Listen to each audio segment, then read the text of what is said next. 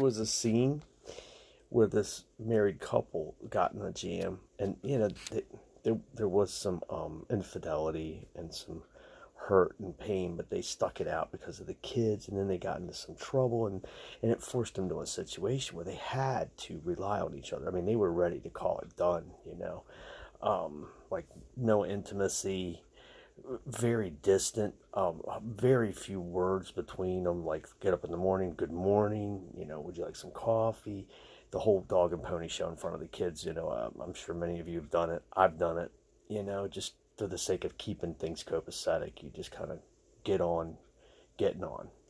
Well, it's amazing how long you can learn to keep doing that. It almost becomes second nature, even though it's uncomfortable and awkward and fake and contrived and rehearsed. But you just feel like, well, I'll just hang in there because I took my vows, and I made a commitment. And you keep telling yourself it'll get better, it'll pass, God will intervene. So you just keep on keeping your head down and being responsible and doing the best you can. Well, this husband, who's very much in control, very much calls the shots, very much the family ringleader, he's crumbling. It's finally taking its toll. And there his wife is to pick up the pieces, and she's rocking him. He's having a panic attack, and he's kind of like got his head on her lap, and she's rocking. I know some of you are saying, I know what you're talking about. Yeah, it's the Ozarks. I think it's like it's my new addiction. I just discovered it by accident because, with all the virus stuff and having more time on my hands, I would have normally never, usually when I'm flicking through and I see a series with episodes, and all, more than one or two, I'm like done. I ain't got time for this. That's like getting involved in a novel that's 6 feet thick. I'm like, why would I start something I'm never going to finish, right? Just tease myself. So anyway, I got sucked into this thing. I am so glad, because when you're a Christian, when you're trying to serve God, hey, do you like that parallel?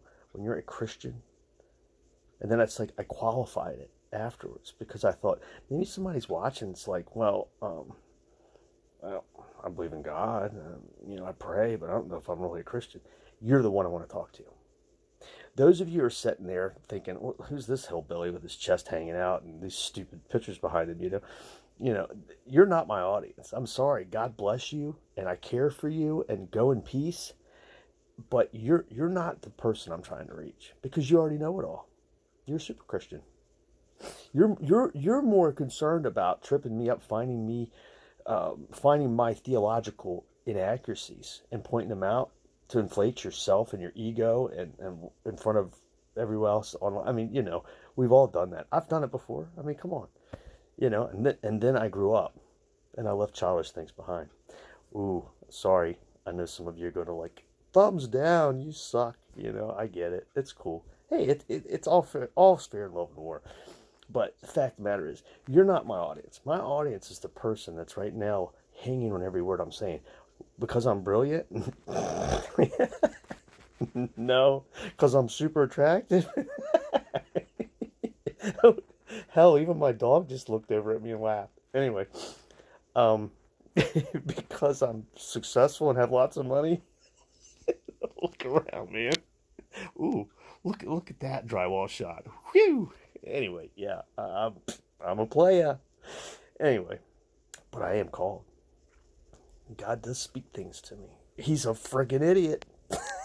You talk about choosing the wrong dude, but that's what makes him great. He chooses these weak things like me in this world to confound those people out there that are wise. Because here's the beautiful part, and I know I'm going down a rabbit trail, right? But, and I promise you, I'll come back. I'm just taking a little sidebar. But here's the beautiful thing about God.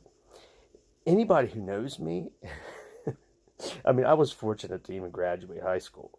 And I've got some college and some seminary and stuff like that. I mean, just trust me. It's all God. I'm even here talking to you about this stuff, and I don't come to you as like Mr. Preacher Man. I come to you because I've made so many mistakes and screwed so much up and blown it so many times. I am a daggone expert, okay, because I know what happened wrong. So anyway, my point is with this relationship, there he is, broken. I mean, his props are knocked out, yo. I mean, he's in bad shape. Having a panic attack. Think he's having a heart attack. I don't know if any of you guys have ever had one of those before, but I have.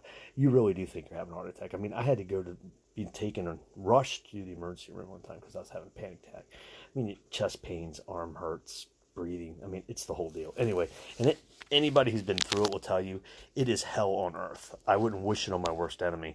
Anyway, here he is with his head on his wife's lap, just having a meltdown. And she's rocking him, cradling him and his head in her lap like a little baby saying, I got this. I got this. Don't worry. Helping him with his breathing. Just count. 1, 2, 3, 4, breathe, And he's sucking it up because he's like a dry sponge because, them two have been on the outs. They haven't been intimate. They've been dodging each other. So they're both like craving some attention, especially from each other, because they're wounded souls, man. Anyway, it's like a term of endearment. It's like God intervenes and comes on the scene. And man, I saw that and I just broke down and I was like, oh man. I literally was like moaning as I was crying because I couldn't. I was like a little teenage girl that someone stepped on her My Pony. You know what I'm saying? I mean, I was like listening to myself like, Bob, where is this coming from? It was like some deep rooted stuff that I guess had to come out, like purging, man. I don't know. All I can tell you is it was like, oh my God, I wanted that. I was looking at him and looking at her and I was like jealous. I'm like, man, that's all I wanted. I wanted a friend. Sure, I had a wife, I had a partner, I wasn't alone, someone to share bills with and all, and she, I thought she was the most beautiful thing on the face of the earth, still do, but it's amazing how much, I thought we had it all, I mean, I can think of 3 times within a year that we're out in public together, like, various places, like this sports bar, at a wine festival, out at this little dinky restaurant here where I live, and I've had 3 individuals that are total strangers come up and like they were so drawn by our being totally crazy over each other that it like must have poured out of us. We weren't aware because we weren't like PDA and public display of affection, like we were standing there with our tongues down each other's throat or whatever, groping. It was a look, it was an action, it was body language, it was subtle. Like we didn't think we thought we were being very subtle and appropriate in public, but 3 different people that we never met before come up and just said, like one person said, it's pretty obvious that you guys are in love, and we just kind of like blushed and looked at each other like giddy school kids. And that was kind of the same thing, that everyone who said something made a comment along those lines, like it's obvious that you guys are crazy. Like there was something inside of them that were touched, like they had looked their whole life for something like that. And it was like they had to acknowledge that we had it. Whatever it was, we had it and they wanted it, And it was sweet. It was innocent. And, it kind of makes it harder on me because I think it had to be there. We had to have it. Whatever the it is. But when you have it and when you don't, because you can't make it up. You can't fake it. You can't manufacture it. You can't fabricate it. You can't fake it till you make it. Either there's chemistry or there's not. I mean, let's be honest. Either you got it going on with each other or you don't. Okay? And people recognize, total strangers recognize this energy to the point that they had to say something. Like, it was like they felt like it was so unique and special that they had to acknowledge it. Like it was a benchmark moment for them and for us. You know, it was cooperative. Like you could tell they wanted to acknowledge it, but they wanted us to acknowledge that they acknowledged it. You know what I mean? Like, keep up the good work. This is what people need to see more of. It's husband and wife in love. You know, I can't blame her. You know, I can't blame myself. You know, it's like the old saying, hurt people. You know, and you have two broken, wounded souls. You know, here you are. You've drunk all kinds of garbage from past relationships and incidences and hurts and mistakes into a marriage. You know, that stuff doesn't just shake out. You know, if you don't take the time to deal with those issues before you get involved with somebody, all you're doing is set yourself up. I mean, you know, it's like, here I am, almost 50 years old. And it's like, you'd think I'd know by now that you can't fix people, especially with the ministerial background that I have. It's like, oh my gosh, I've counseled so many people. And I've heard this, I mean, it's like the same common thread. And I remember saying, like, back around my ministry, that because of the things I'd seen, it only served to motivate me. It was like a catalyst to motivate me not to fall into those traps. So it was like part of my payment, because, you know, I didn't receive money from my service. It was part of the ministry, but they gave me something more precious than gold. And that was hardcore reality and warning. And it was like the Holy Spirit tapping me on my shoulder saying, okay, now, Bob, you see how this stuff plays out. These are Christians just like you. These are people that started off head over heels in love, but somebody let the wolf in. I mean, somebody was sleeping on guard duty. You know what I'm saying? So, you know, it can happen to you. In fact, you being a leadership and ministry, you got a big old bullseye on you guys anyway. So you're even more of a target, because your influence is more far-reaching. They can take you out, these demonic powers that are all around us, deceiving the very elect if possible. You know, we're talking about principalities and powers, rulers of darkness. You know, we're talking about, the Bible says they're in high places. They're organized demonic powers and entities that's been around for eons, right? And they're organized, they have structure, they have rank. I mean, they're elite. They're warrior class, demonic powers. And they're in high places, they have rank, they have power, they have great influence. And, you know, like it says in Ephesians, you know, it's like, you know, you need God's armor on you. You need to be prayed up, you know. It's like, you know what I mean? I know this is stupid, but you don't jump into, go on a Caribbean vacation and you're stone cold pasty white and you think you're going to lay out on the deck of the cruise ship or on an island someplace, you know, and just lay out there and think, oh, I got to make up for it. I mean, no, you're going to take precautions. You're going to put stuff on you. You're going to cover up. I mean, right? Because we all know what happens when you don't. You get fried, and then you get sick, and you get the shakes, and you get sun poisoning. And I mean, you know, that's horrible. It's like a hangover on steroids, right? I know that's stupid, but it's not. And every day we go out, I mean, and it's almost like, you know, you go into battle without your shield. Like, you're just asking for it. Well, anyway, we get lazy, we get arrogant, we get self-reliant, proud, cocky, whatever you call it, busy, negligent, selfish, self-absorbed. I mean, whatever, you know, take your pick from the buffet, right? I'm guilty, okay?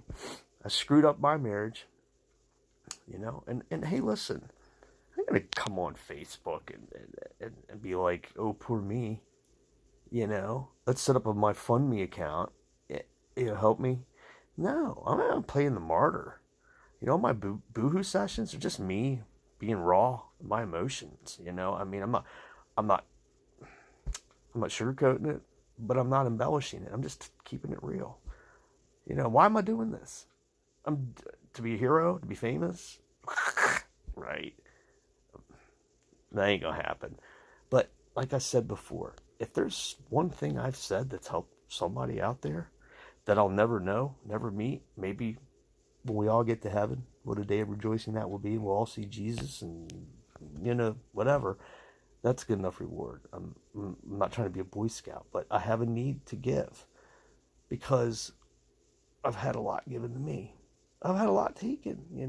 I shouldn't say it that way. I've lost a lot because I've made a lot of stupid decisions and mistakes. But the man is the priest of his home. We are the head of the house.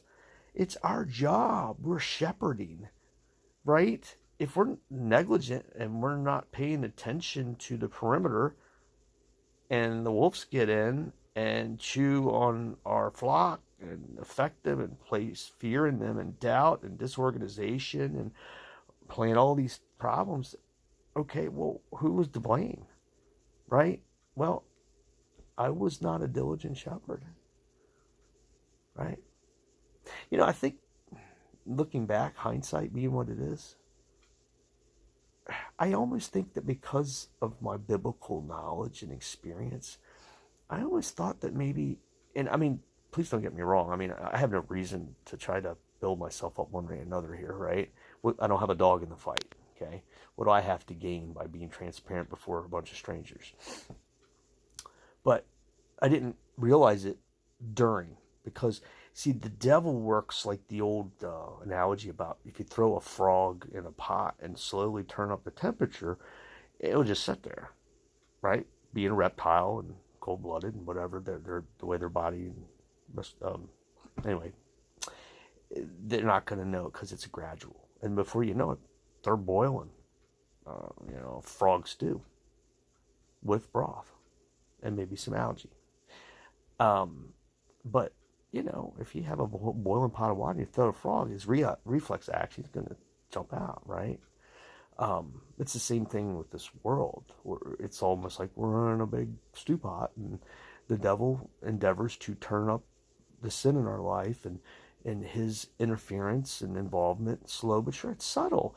He's got nothing but time, or so he thinks, and he's been doing it a long time, and he's definitely mastered his craft, right?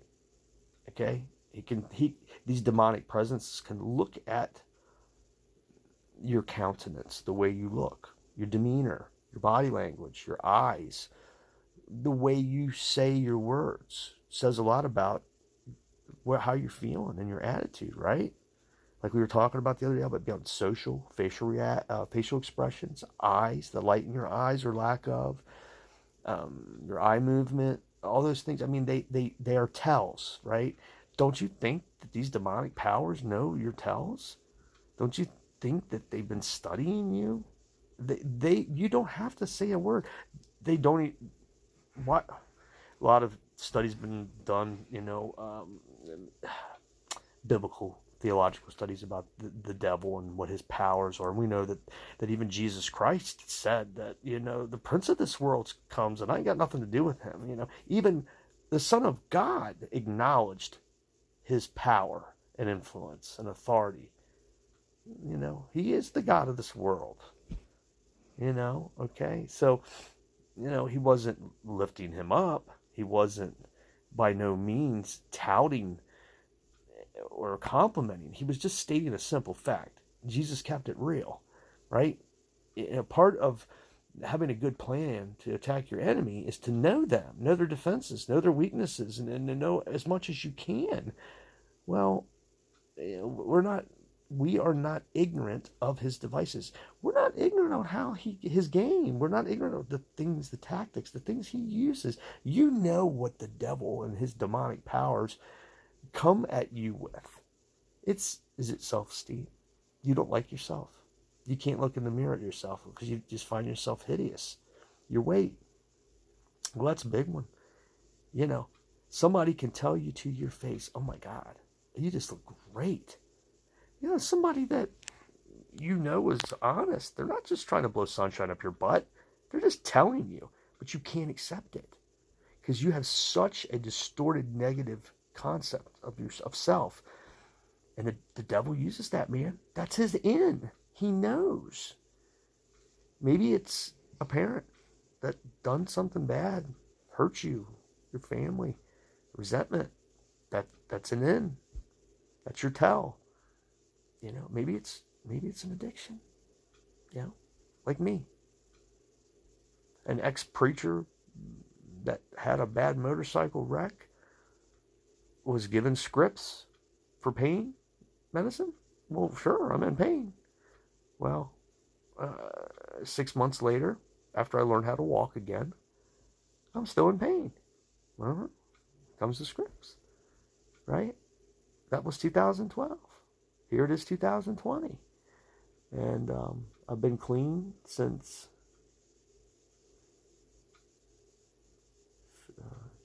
February 11th. Yeah, February 11th. Wow. It's been longer than what I thought. I'm damn proud of myself. And I know God and Sonny Jesus is too, right?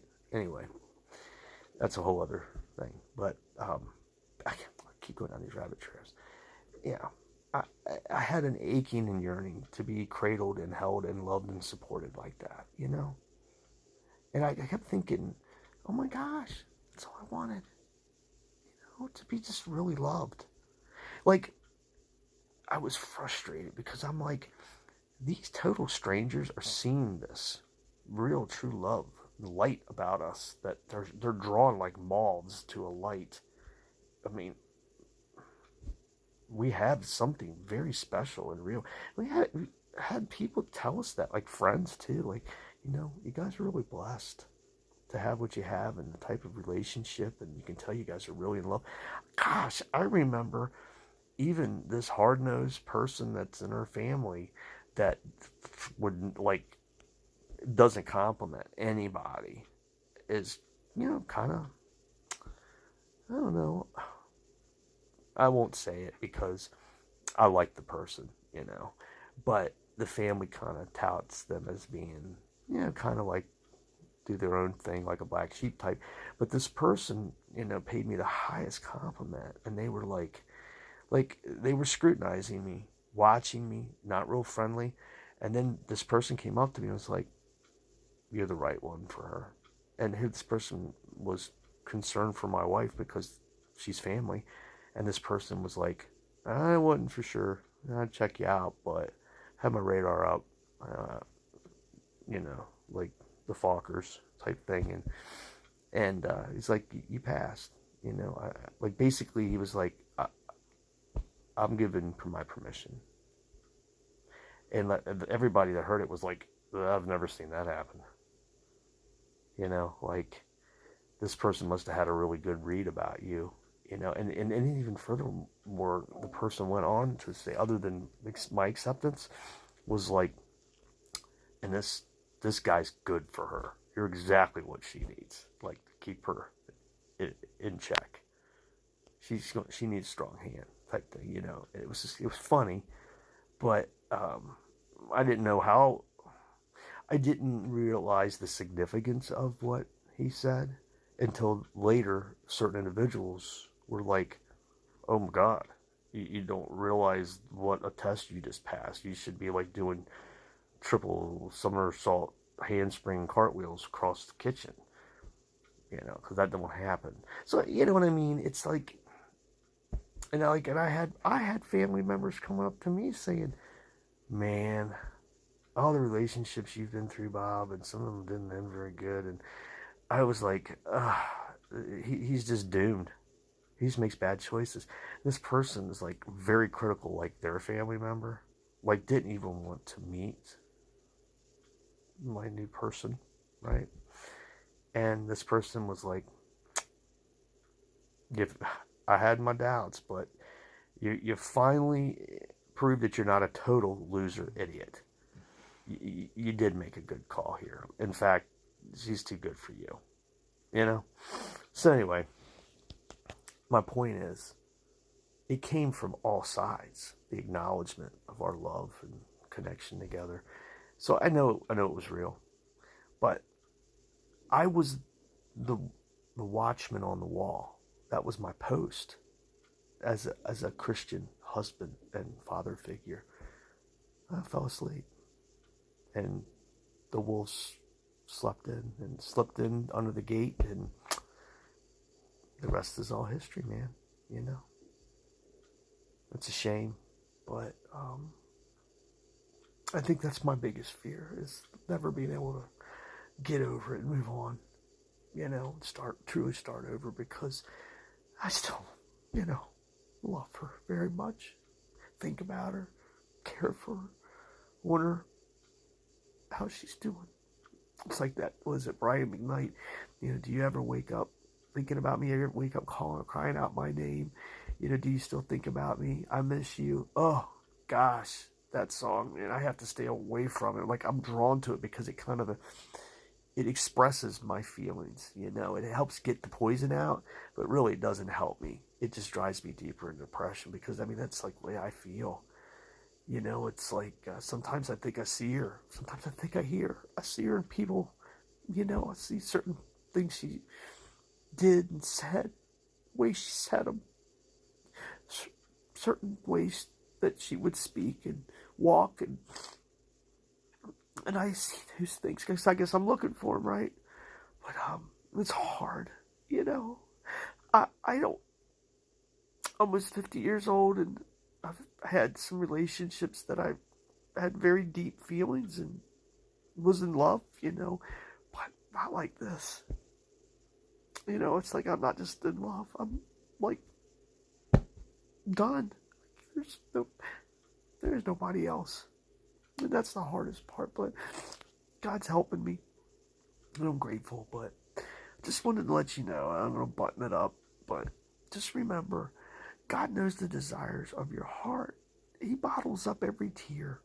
And just don't forget that when you are like crying and groaning and just letting it all out, he hears everything. He responds. He's not turning you off or ignoring you. Don't misread and mistake his silence as not listening.